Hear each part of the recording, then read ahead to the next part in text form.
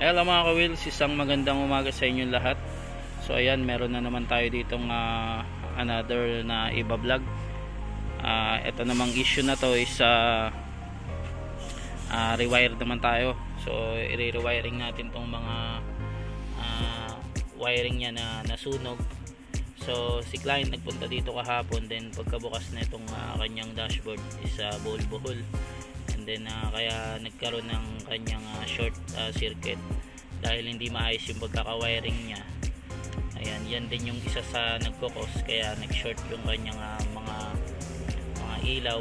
Ayan, pati yung hindi na nagpa-function yung kanyang power window. So ngayon ni-rewire natin. So inayos na natin, tapos binalutan natin tong mga wiring niya. Ayan, so mamaya papakita natin kung gumagana na. Ayan. So dito tinatapos pa lang natin sa likod.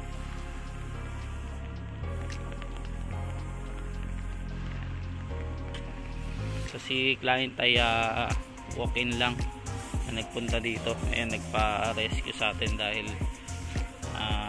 upon driving niya may umusok daw or nangamoy.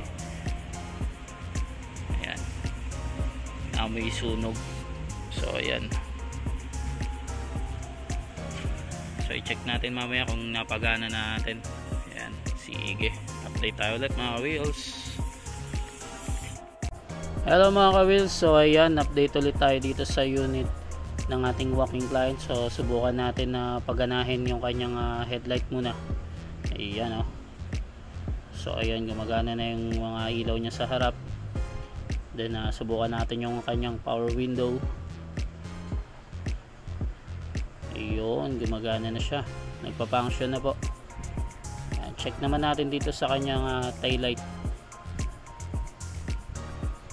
Ayun, gumagana na rin, pati yung kanyang brake light. Ayan, so pwede na to makuha ni client. Antayin lang natin siya na kuhanin. Then habang minantay natin, na-assemblein muna natin yung kanyang unit, yung mga nakalas natin. Ayan, congratulations po at salamat po sa pagtitiwala sa ating Jensen Wheels Auto Works. Hanggang dito na lang, sige.